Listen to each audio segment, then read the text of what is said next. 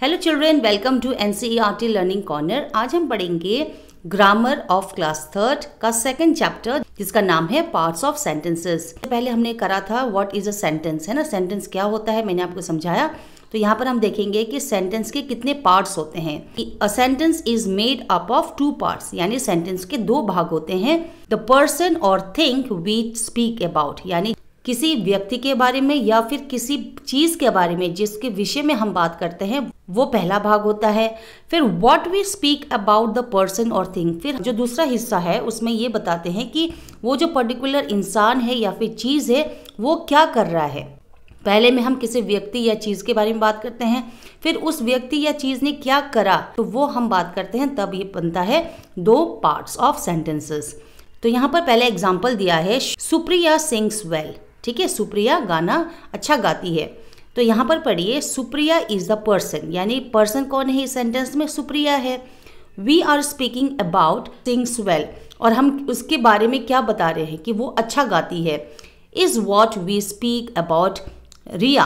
तो यहाँ पर स्पेलिंग मिस्टेक है, पर ये है कि हम किसके बारे में बात करें, हम बात कर रहे हैं सुप्रिया के बारे में, और वो क्या कर सकती है अच्छा, तो वो अच्छा गा सकते हैं, इसके बारे में हम बात कर रहे हैं, है ना।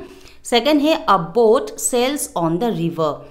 अ बोट क्या है, एक चीज़ है, लेकिन उसके बारे में हम बात कर रहे हैं। A boat is the thing we are speaking about. Boat वो चीज़ है जिसके बारे में हम बात कर रहे हैं। सेल्स ऑन द रिवर, और वो तैरता है ना।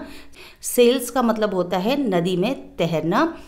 Is what we are speaking about the boat, उस बोट की जो खूबियाँ है उसके बारे में हम बात कर रहे हैं कि वो क्या कर सकता है, वो अच्छे से नदी में बह सकता है, तैर सकता है। ओके, द पर्सन और thing we speak about is called the subject. जिसके बारे में, जो मेन जो चीज़ है जिसके बारे में हम बात करते हैं वो होता है सब सेंटेंस का subject.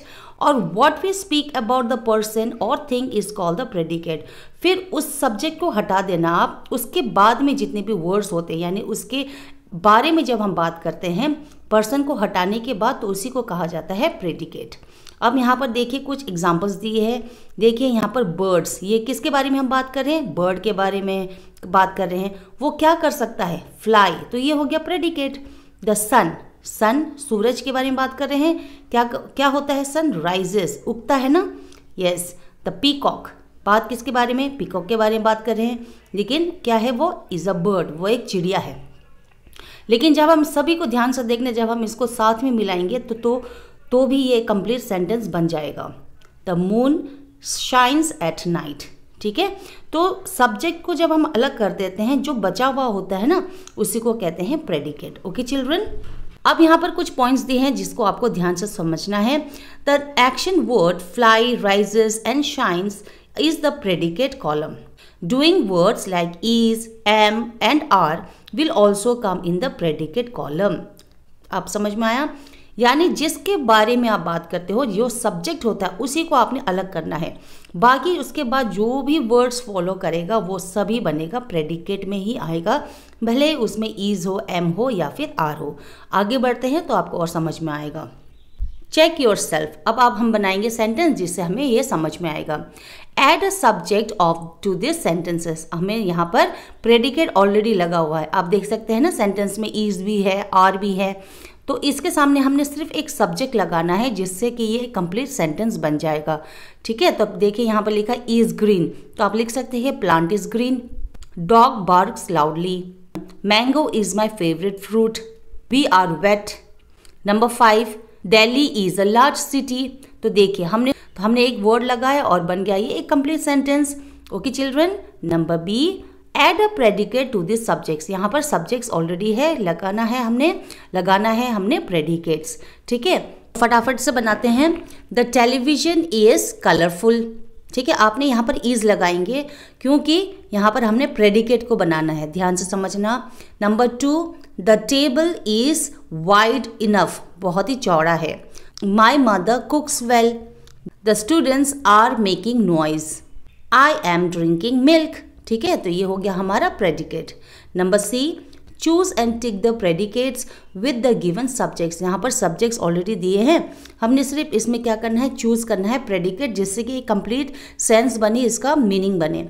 The balloon man sells balloon. A year has 12 months. The soldier fought bravely. The ice cream melted in the sun. The Himalayas are mountains. तो ये हो गया आपका सेंटेंस कंप्लीट।